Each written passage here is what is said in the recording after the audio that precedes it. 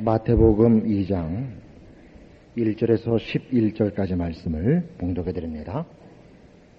헤로드 왕 때에 예수께서 유대 베들레헴에서 나심에 동방으로부터 박사들이 예루살렘에 이르러 말하되 유대인의 왕으로 나신 이가 어디 계시뇨? 우리가 동방에서 그의 별을 보고 그에게 경배하러 왔노라 하니 헤로드 왕과 온 예루살렘이 듣고 소동한지라. 왕이 모든 대제사장과 백성의 서기관들을 모아 그리스도가 어디서 나겠느냐 물으니 가로되 유대 베들레헴에 오니 이는 선지자로 이렇게 기록된 바 또 유대 땅 베들레헴아 너는 유대 거울 중에 가장 작지 아니하도다. 내게서 한 다스리는 자가 나와서 내 백성 이스라엘의 목자가 되리라 하였음이니이다. 이에 헤롯이 가만히 박사들을 불러 별이 나타난 때를 자세히 묻고 베들레헴으로 보내매 이르되 가서 아기에 대하여 자세히 알아보고 찾거든 내게 고하여 나도 가서 그에게 경배하게 하라. 박사들이 왕의 말을 듣고 갈새 동방에서 보던 그 별이 문득 앞서 인도하여 가다가 아기 있는 곳 위에 머물러 섰는지라. 저희가 별을 보고 가장 크게 기뻐하더라. 집에 들어가 아기와 그 모친 마리아와 함께 있는 것을 보고 엎드려 아기께 경배하고 보배압을 열어 황금과 유향과 몰약을 예물로 드리니라. 이 마태복음은 대략 AD 55년경 전후로 기록된 것으로 추측을 합니다. 예수님이 33년 동안 이 세상을 사셨으니까 예수님 승천하시고 거의 30년 가까이 세월이 흘러서 이제 기록을 하게 되는 거죠. 예수님이 살아계실 때 모든 이스라엘 사람들은 메시아가 십자가를 지는 종으로 오실 거라고는 기대하지 않았던 것입니다. 백마탄 정복자, 해방자로 오실 것으로 기대했고 실제로 예수님의 제자들도 그렇게 기대를 했었습니다. 그런데 예수님은 십자가에 돌아가셨고 12제자 외에도 상당수의 추종자가 있었으나 예수님이 이제 십자가에 돌아가시자 다 떠나버리고 12제자만 남게 된 것입니다. 그래서 그 후에야 이제 예수님이 왜 그러셔야만 됐는지, 진정한 메시아의 사역이 무엇인지, 구약의 예언들이 무엇을 의미했는지 이제 조금씩 이 제자들이 이해하게 됐고, 또 그때는 또 서둘러서 예수님이 곧 다시 오실 줄 알아서 이 성경을 기록할 생각도 안 하고 곧 오실 줄 알았다가 이제 차츰 그런 것이 아니라는 걸 이해하게 되고 이제 이 복음서를 그 후에야 기록을 하게 되는 것입니다. 그때쯤 돼서 보니까 예수 그리스도의 오심이 갖는 의미가 구약의 예언의 내용들의 어떤 성취며 그런 차원에서 구약의 예언들이 도대체 어떤 뜻을 가졌는가를 비로소 이해하게 된 것입니다.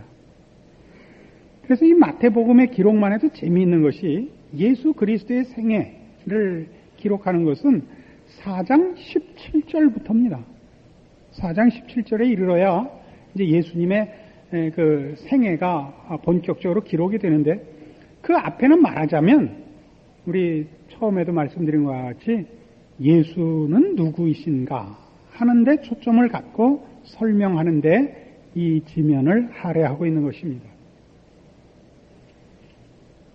그런 차원에서 이제 이 마태복음 2장에는 예수 그리스도의 탄생과 거기에 얽힌 구약의 예언들의 성취를 4가지를 기록하고 있습니다.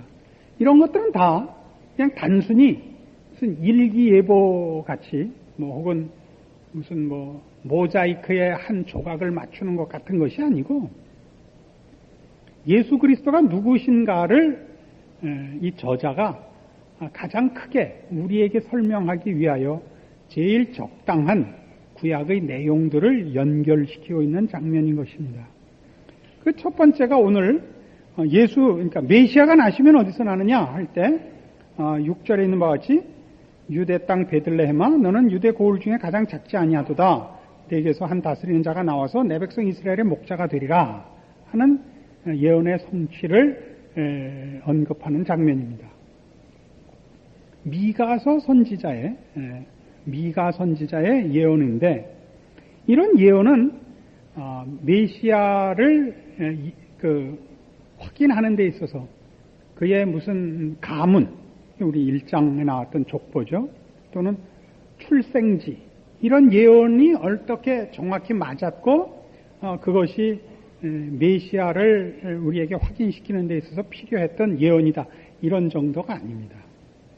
예수 그리스도가 누구신가에 관한 전체적인 설명에 있어서 이 마태복음 저자가 구약의 예언이 갖는 뜻을 우리에게 제대로 이해시키기 위하여 이제 도입하는 부분인 것입니다. 그게 뭐라고요? 베들레헴에서 이스라엘의 목자가 태어나신다 하는 얘기인데, 그것은 미가 선지자의 예언의 한 부분이며, 마태가 그 예언을 여기서 인용하면서 사실은 미가 선지자의 모든 그 사역의 내용들, 미가서에 기록된 내용들을 대표해서 이 구절을 언급한 것입니다. 그러니까 이 구절 하나만을 보면 안 되고 미가 선지자의 예언 전체의 뜻을 이해해야 연결이 됩니다. 구약성경 1293페이지 미가서 3장으로 가십시다.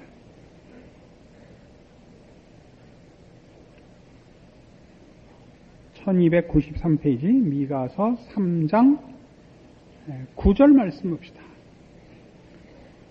야곱 족속의 두령과 이스라엘 족속의 치리자 곧 공의를 미워하고 정직한 것을 굽게 하는 자들아, 청컨대 이 말을 들을지어다. 시온을 피로 예루살렘을 죄악으로 건축하는도다. 그 두령은 뇌물을 위하여 재판하며 그 제사장은 싹을 위하여 교훈하며 그 선지자는 돈을 위하여 점치면서 오히려 여호와를 의뢰하여 이르기를 여호와께서 우리 중에 계시지 아니하냐, 재앙이 우리에게 임하지 아니하리라 하는도다. 이러므로 너희로 인하여 시온은 밭같이 갈물 당하고 예루살렘은 무더기가 되고 성전에 사는 수풀의 높은 곳과 같게 되리라. 미가 선지자는 그 이름의 뜻이 미가야후라는 그 단어의 압축형입니다. 미가라는 말이. 근데 그 뜻은 누가 하나님과 같으랴, 그런 뜻입니다. 누가 하나님과 같으랴. 이 미가 선지자는 BC 735년에서 710년경 사이에 활동한 선지자로, 지난주에 우리 확인한 아하스 왕 때 주로 활동한 선지자입니다. 이사야와 호세아, 이 두 선지자와 동시대의 선지자고, 호세아나 이사야가 정치적 지도자들 앞에 섰던 선지자인 것에 반해서 이 미가 선지자는 백성들 앞에 선 선지자입니다. 그래서 정치적 그 지도자들을 대상으로 한 것이 아니라 이스라엘 전 백성을 대상으로 해서 무엇을 꾸중하느냐 하면 공의를 시행하지 않고 하나님을 섬긴다고 하면서 불의를 행하는 모든 이스라엘 백성의 죄를 지적하는 그 사역을 맡고 있습니다. 특별히 사회적 정치적 지위를 이용하여 사리 사욕을 채우고 가난하고 힘없는 자들을 착취하는 자들에 대한 하나님의 심판을 선포합니다. 이제 이사야나 호세아가 왕, 제사장, 이런 아주 고급한 그 정치적 지도자들을 대상으로 얘기를 하고 있다면, 미가는 일반적인 백성들, 어디쯤 될까요? 무슨 조그마한 사회적 지위를 가지고 백성들을 착취하는 이런 것들을 이제 지적합니다. 그래서 이 미가가 뭘 얘기를 하냐면, 그 12절에 있는 바와 같이 이러므로 너희로 인하여, 너희 모든 백성들의 죄로 인하여 시온은 밭같이 갈아엎어질 것이다 라는 심판을 예언합니다. 그러니까 이스라엘은 이렇게 밭같이 갈아엎어질 것이다. 그런데 4장 6절에 가시면 여호와께서 말씀하시되 그날에는 내가 저는 자를 모으며 쫓겨난 자와 내가 환난 받게 한 자를 모아 그 저는 자로 남은 백성이 되게 하며 멀리 쫓겨났던 자로 강한 나라가 되게 하고 나 여호와가 시온산에서 이제부터 영원까지 그들을 치게 하리라 하셨나니 너 양떼의 망대요 딸 시온의 산이요 이전 걷는 곧 딸 예루살렘의 나라가 네게로 돌아오리라 그럽니다. 이스라엘을 심판하겠다고 예언하시지만 그렇지만 남은 자를 귀환시키겠다 그러신단 말이에요. 우리 지난주에 임마누엘에 대한 그 성경의 예언을 확인할 때 했던 거죠. 예수 그리스도는 임마누엘이라 하실 텐데 그 임마누엘의 예언에 연결해서 이사야 선지자에게 두 아들을 주죠. 첫째 아들 이름이 스알 야숲, 둘째 아들이 마헬살랄 하스바스. 지난주에 집에 갔더니 저희 집사람이 저보고 그러더라고요. 여보, 그래서 오늘 도대체 뭐라는 거야? 그래서 내가 아이고 오늘은 망했구나. 우리 집사람이 못 알아들었으면 여러분이야 더 못 알아들었겠죠. 같이 사는 사람이 못 알아들었는데 안 같이 사는 사람이 뭐 어떻게 무슨 수로 알아들었겠어요. 그때 스알 야숲은 남은 자가 돌아온다. 마헬살랄 하스바스는 심판이 속하리라 그런 뜻이라 그랬죠. 이스라엘 백성의 잘못을 인하여 하나님이 이스라엘 백성을 심판하시고 벌하십니다. 바벨론에까지 팔아버리십니다. 바벨론 포로가 되게 하실 것입니다만 그것은 이스라엘 백성을 심판하여 없애자는 뜻이 아니라 하나님이 그의 백성을 정화시키자는 뜻이라 그랬죠. 남은 자가 돌아온다는 뜻의 남은 자는 살아남은 자를 뜻하는 것이 아니라 탈곡기 안에 곡식을 넣어서 껍질을 깨고 알곡을 꺼내는 것 같이 정화시켜 다시 모으겠다는 뜻이란 말이죠. 그리고 나서야 하나님을 반대하는 이 세상 나라들, 악한 세력들을 심판하실 거예요. 이게 마헬살랄 하스바스예요. 우린 뭘 기대한다 그랬죠? 우리가 정화되기도 전에 마헬살랄 하스바스가 먼저 있었으면 좋겠다. 이렇게 자꾸 기대를 한다 그랬죠. 그래서 예수 믿는 보상을 어떻게 기대를 해요? 일하지 않고 고민하지 않고 애쓰지 않아도 되는 세상이 우리를 편들어주는 세상이 되기를 자꾸 바란단 말이에요. 그렇지 않죠.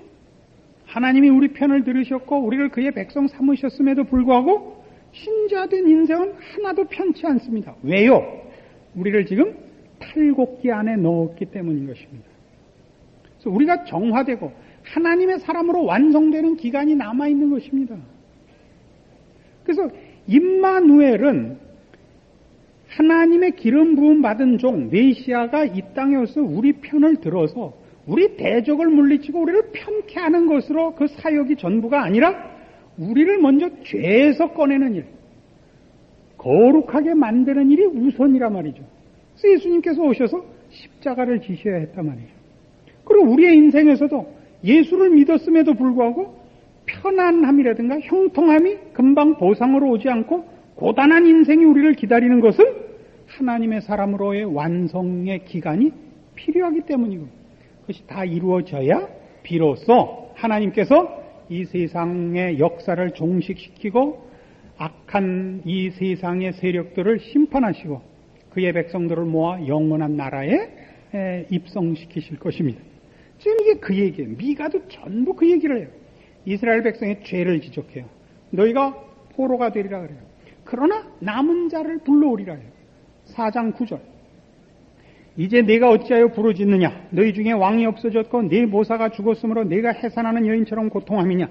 딸 시온이여 해산하는 여인처럼 애써 구로하여 나올지어다. 이제 내가 성읍에서 나가서 들에 거하며 또 바벨론까지 이르러 거기서 구원을 얻으리니 여호와께서 거기서 너를 너의 원수들의 손에서 속량하여 내시리라. 애써 구로하여 애를 낳아라. 그러니까 애 낳는 것 같이 남은 자가 돌아오는 것 같이 우리의 구원의 완성은 거룩을 위하여 이런 고난의 또는 시련의 과정들을 겪어야 할 것을 얘기하는 것입니다. 그래서 우리가 당하는 어려움들은 그건 다 하나님이 그의 백성을 모으며 그의 백성을 사랑해서 일어나는 일들이다 이거죠. 그래서 바벨론에까지 포로가 될 것을 이미 예언을 하고 그러나 그것이 이스라엘 백성을 심판하고 소멸시키기 위해서가 아니라 이스라엘을 정화시키기 위한 것이다. 그래 놓고 11절 이제 많은 이방이 모여서 너를 쳐 이르기를 시온이 더럽게 되며 그것을 우리 눈으로 바라보기를 원하노라 하거니와 그들이 여호와의 뜻을 알지 못하며 그 모략을 깨닫지 못한 것이라. 여호와께서 곡식단을 타작마당에 모음같이 그들을 모으셨나니 딸 시온이여 일어나서 칠지어다.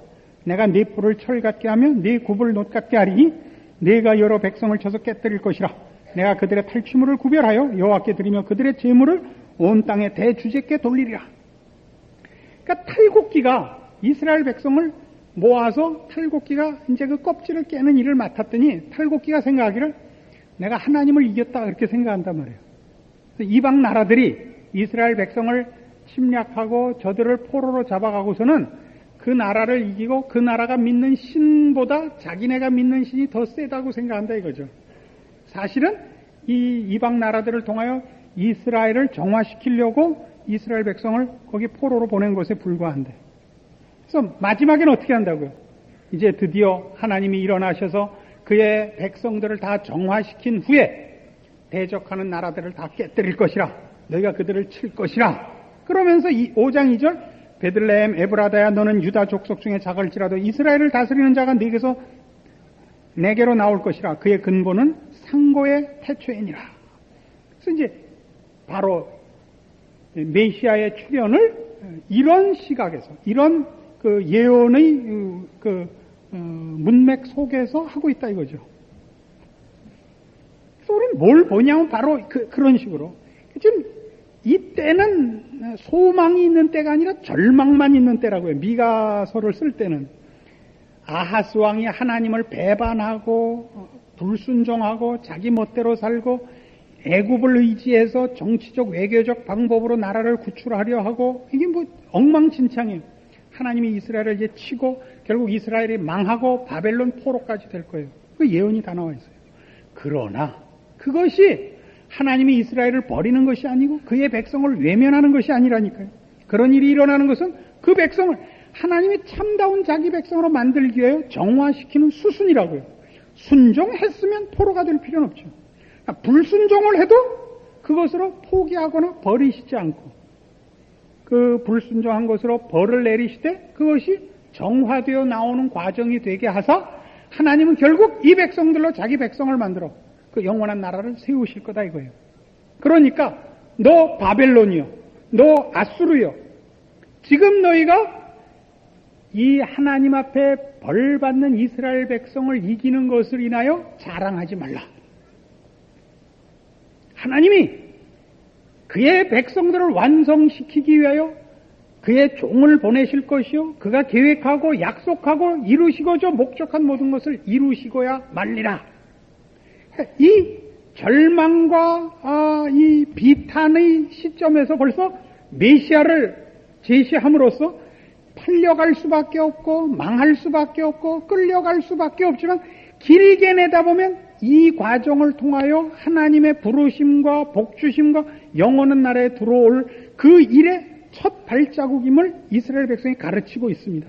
그리고 그것이 역사적으로 전 인류를 대상으로 한 하나님의 뜻 가운데서 이제 오늘 마태복음 2장에서 보는 바와 같이 예수 그리스도의 탄생으로 딱 되는 것입니다. 왜 이 둘을 연결하는 게 재밌느냐? 잘 보세요. 예수님이 탄생하자, 그 메시아가 탄생하자 누가 인사를 하러 와요? 동방박사가 별을 보고 이제 절을 하러 와요. 유대인의 왕입니다. 온 인류의 왕입니다. 영원한 나라 평강의 왕이요 복된 나라를 이루실 왕입니다. 그래서 별이 동방박사를 인도합니다. 근데 어디로 끌고 가요? 별이 헤로드 왕 앞으로 끌고 가잖아요. 예수님 나신 자리로 끌고 오는 것이 아니라 헤로드 왕 앞으로 끌고 와서 뭐라 그래요? 동방박사들이 유대인의 왕으로 나신 이가 어디 있느냐? 헤로드 왕은 당시 지금 유대를 다스리는 왕입니다. 근데 이 왕은 재미있게도 유대인이 아닙니다. 에돔 사람입니다. 에돔 사람이라는 건 에서의 후손입니다. 이스라엘은 야곱의 후손이죠. 야곱의 낮은 별명이 이스라엘 아닙니까? 에서와 야곱은 갈리죠. 에돔은 이방이 됩니다. 그 후손인 헤롯이 당시 이스라엘을 속국으로 삼은 로마 황제와의 친분에 의해서 이 왕의 자리를 얻게 되는 겁니다. 그러니까 헤롯의 입장에서는 이 자기가 다스리는 나라에 대해서 사실은 불안하죠. 같은 민족이 아니니까. 그런데 동방에서 박사들이 와서 유대인의 왕으로 나시니가 어디 있습니까? 라고 묻습니다. 왕이란 어디서 태어나는 거예요? 세습지 아닙니까? 새로운 왕이 난다면 그 왕이 아들을 낳아야 왕이죠. 장차 그 왕국을 이어받을 왕이죠. 헤롯이 지금 애를 낳지 않았는데 동방으로부터 자체 내에서도 아니고 유대인의 왕으로 나시니가 어디 있느냐 하고 찾아옵니다. 놀래죠, 헤롯이. 제사장들을 불러서 묻죠. 메시아가 나면 어디서 나느냐? 베들레헴에서 납니다. 그러니까 미가가 얘기한 그 예언한 메시아가 베들레헴에서 나는데 지금 지명을 논하자는 게 아니라 그 하나님의 약속이 오늘날 이루어져서 그걸 누구 앞에 먼저 선포해요? 헤롯 앞에 선포함으로써 세상 모든 나라들, 여기서 말하는 세상이란 하나님을 반대하는, 하나님을 인정하지 않고 그의 계획과 뜻에 관심이 없는 영적으로 적대 세력들에 대해서 얘기하는 거예요. 거기 앞에 갖다 붙이는 거죠. 하나님이 그의 뜻을 이렇게 이루고 계시며 그의 약속을 신실하게 수행하고 계시다. 그가 세울 영원한 나라를 이루기 위하여 예언대로 약속대로 그 왕이 나셨느니라. 누구한테다 대고 말을 해요. 헤롯 앞에 얘기함으로써 그때까지 지금 이스라엘은 로마의 속국이요, 오늘날에도 예수 믿는 자들은 이 세상 앞에 이렇게 묻혀 살고 삼켜져 있는 것 같지 않아요? 예수 믿는 것으로 무슨 보상이 있고 특별한 무슨 대우를 받는 게 있지 않잖아요. 그러나 세상 권세에 대해서 이 말을 하는 게 어떤 말? 우리 지난번 이사야 할 때 본 바와 같은 이사야 8장.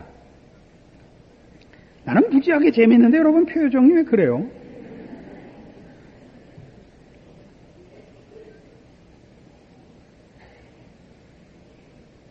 이사야 8장 974페이지의 1절. 여호와께서 내게 이르시되 너는 큰 서판을 취하여 그 위에 통영 문자로 마헬살랄 하스바스라 쓰라.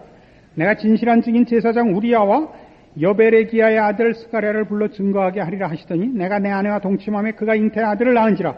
여호와께서 내게 이르시되 그 이름을 마헬살랄 하스바스라 하라. 이는 이 아이가 내 아빠 내 엄마라 할 줄 알기 전에 다메섹의 제물과 사마리아의 노략물이 아수르 왕 앞에 옮긴 바 될 것임이니라. 여호와께서 다시 내게 일러 가라사대 이 백성이 천천히 흐르는 실로아물을 버리고 르신과 르말리아의 아들을 기뻐하니 그러므로 주 내가 흉령하고 창일한 큰 하수 곧 아수르 왕과 그의 모든 위력으로 그들 위에 덮을 것이라. 그 모든 고래 차고 모든 언덕에 넘쳐 흘러 유대에 들어와서 창이라고 목에까지 미치리라. 임마누엘이여 그의 펴는 날개가 네 땅에 편만하리라 하셨느니라. 이 이사야에게는 뭐라 그랬어요? 쳐들어오는 아람과 북왕조 이스라엘을 두려워하지 마라.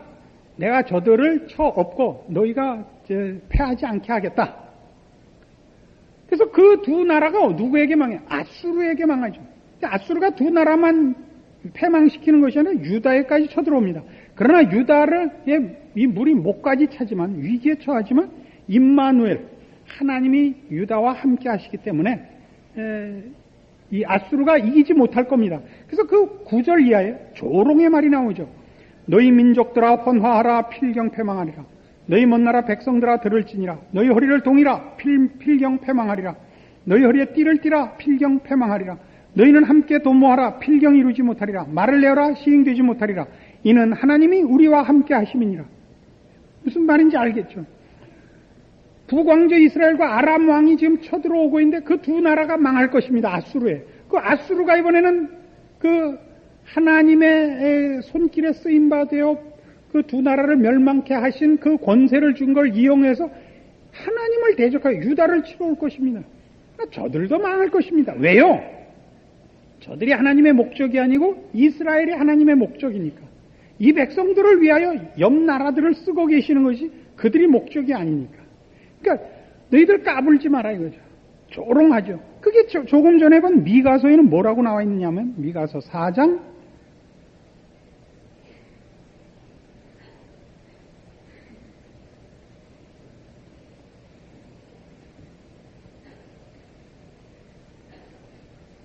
12절 보세요. 그들이 여호와의 뜻을 깨닫지 못하며 그 모략을 깨닫지 못한 것이라. 여호와께서 곡식단을 타작마당에 모음같이 그들을 모으셨나니 딸 시온이여 일어나서 칠지어다. 내가 네 뿔을 철 같게 하며 네 굽을 놋 같게 하리니 내가 여러 백성을 쳐서 깨뜨릴 것이라. 내가 그들의 탈취물을 구별하여 여호와께 드리며 그들의 재물을 온 땅의 대주제께 돌리리라.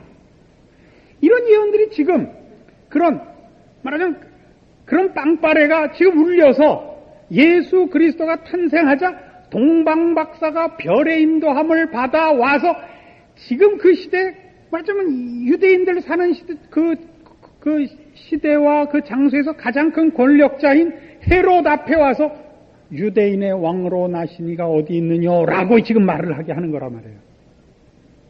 왕은 멀쩡히 건강무쌍하게 앉아 있는데 너 아니라는 거죠. 그러니까 지금 우리가 이해를 하자면 이런 거예요. 우리 시대에 지금 왕은 누구예요? 돈이고 이 세상의 삶의 원리고 그렇겠죠. 이 세상의 권세 잡은 것이 왕이겠죠. 그러니까 성경이 얘기하는 것, 예수 그리스도가 우리와 함께해요. 임마누엘 하시는 한 누가 왕이냐 이거죠. 이 세상의 권세들, 이 세상에 힘쓰는 것이 힘이 아니고 우리에게 보내주신 이 메시아 예수 그리스도가 우리의 왕이죠. 우리가 잠시 지금의 삶의 현장 속에서 고난을 받고 눈물이 있고 애통하는 것이 있고 갈등이 있다면 거룩을 위한 과정이죠. 이것이 다 완성되면 하나님께서 이 세상 역사를 종식시키고 이 모든 나라를 심판하시고 그의 백성을 불러 영원한 나라를 세우시는 일을 이제 시행하시겠죠. 우리는 어디 서 있는 거예요? 이 예언이 이미 이루어지고 진행되는 중간에 서 있는 거 아니에요? 이게 마태복음 기자가 하고 싶은 얘기란 말이에요. 이 글을 읽는 사람들아 이거죠. 너희가 어디 서 있는지 아느냐 이거죠. 우리 옛날 6.25 때 이제 다 망했구나 하는데 인천 상륙작전이 성공했습니다. 이렇게 듣는 거죠. 옛날 일제시대 때 김구 선생이랑 조만식 선생이랑 같이 있을 때 일본에 원자탄이 떨어졌습니다. 소식 듣는 거죠. 지금 이제 망한 거예요. 시간만 남은 거죠. 그게 복음서의 의미입니다. 예수 그리스도의 오심을 소개하는 이 기자가 가지는, 마태라는 저자가 가지는 구약 전체를 통한 하나님의 예언과 약속의 그 가장 큰 성취를 보는 감동인 것입니다. 신자된 특권이 무엇인지 이해하셔서 여러분의 삶이 예수 그리스도와 함께하며 그의 자녀라는 이름으로 사는 한 어떤 승리와 운명이 여러분 앞에 기다리고 있는지를 이해하시고 자랑과 승리와 감사가 있는 여러분이 되시길 바랍니다. 기도하십시다. 하나님 아버지 은혜를 감사합니다. 우리 하나님이 우리를 사랑하시며 우리를 위해 그 아들을 보내셨나이다. 그가 우리와 함께 하시며 지금도 하늘 보좌 우편에서 우리를 위해 기도하십니다. 우리 대신 십자가를 지셨고 우리와 함께 하시려고 우리를 교회로 부르시고 그 머리가 되셨나이다. 무슨 더 필요한 것이 있겠습니까? 우리 하나님의 사랑과 복 주심을 확인하고 감사하며 승리하는 저희들 되게 하여 주시옵소서. 예수님의 이름으로 기도합니다. 아멘.